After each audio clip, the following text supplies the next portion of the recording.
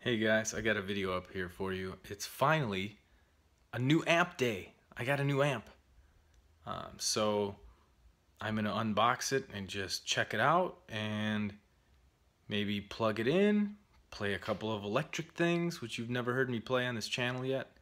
And I'm just here in my garage here in Beecher. Got my Beecher T-ball hat on. And the box is right down here. And I'm gonna get to it.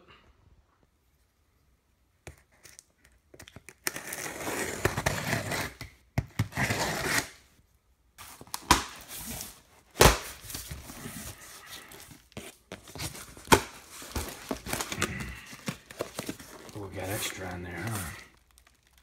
There we go. Put this out here. I like the foam packaging. Bought it from a guy off of Reverb.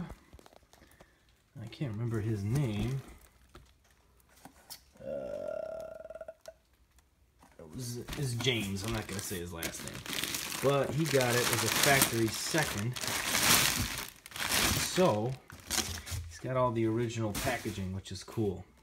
And it's nothing fancy, but it's a Bugera. I know, it's a Bugera. But it's the 1960 Infinium. I think that's what they call it. Infinium. So I know a lot of people are usually sort of bummed out with Bugera because they're, they just clone other stuff, man.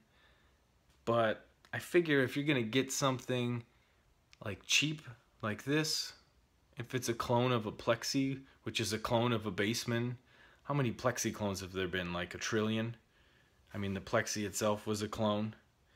So it's technically a super lead clone, not a Plexi clone, because people will get all anal about, the different specs between them and all that. But it's like a Marshall super lead, which was like a Fender Bassman. So I can't get mad at Bugera for doing what Jim Marshall did. Right. Oh, she's a heavy one.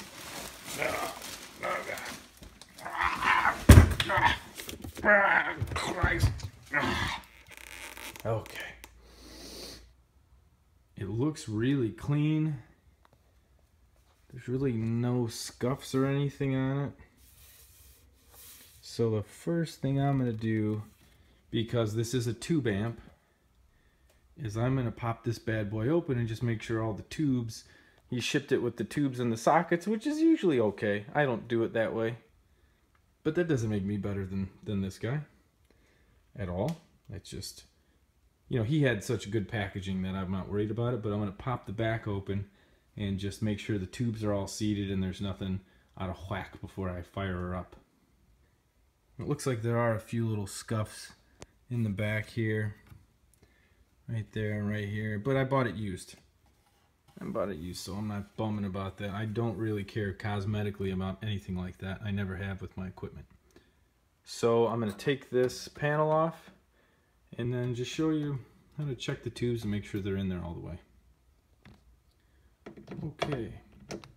One last screw to get out. And I'll be honest, I really just wanted to do that because on all the Hot Rod TV mechanic shows, they never show you taking all the other stuff apart. They show them taking out like one last bolt. And they go, there we go. This comes off. Bam, there we go. Tubes. Cool. So, when you're taking tubes out and putting tubes in, you always sort of want to rotate them in and rotate them out. And these have little holders on them, which is nice. The 3 EC C83s or 12AX7s, whatever you want to call them. Same tube basically. These are in there really nice and tight. And you see we got no gaps or anything down here. And the retainers are nice and tight. And these tubes are in here and I think I'm ready to fire this up. Okay, I've got it plugged in, it's all hooked up. Set to 16 ohms. And my 16 ohm Avatar cabinet that I've sort of Frankensteined some other speakers in over the years. So here we go, guys. Let's see. Good sign. Turns on.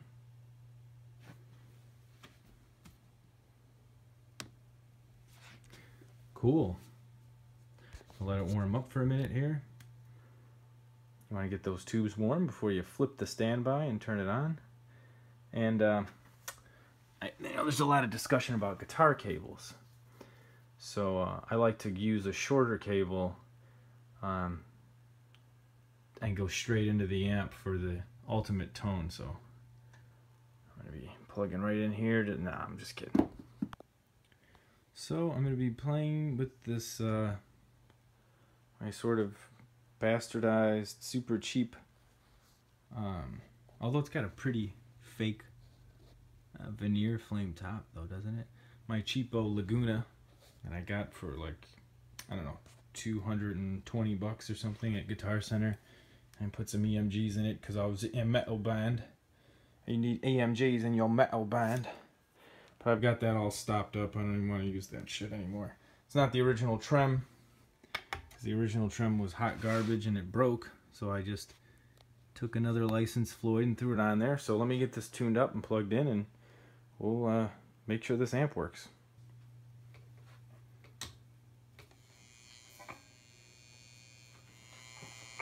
I don't know if you can hear, but you can just sort of tell how lightly I'm strumming.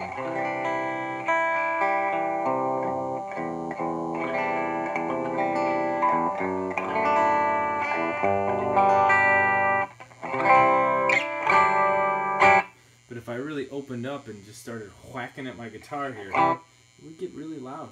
It would get too loud. So, yeah, this volume definitely was not up more than it could have been. But I think overall I'm going to like the way this amp sounds.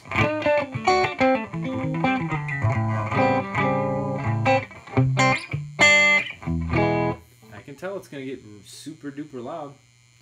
Can definitely gig with this. I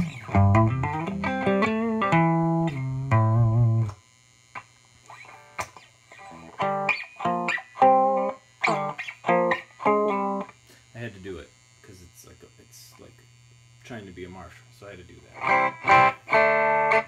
It's probably one of my worst videos, but I just wanted to get this out there. Just sort of have evidence that this thing worked and good packing job, and I can't wait to let this thing rip and really open it up at some point at a gig, maybe soon, you never know. So thanks for checking out this boring amp unpacking unboxing video. Feel free to dislike this.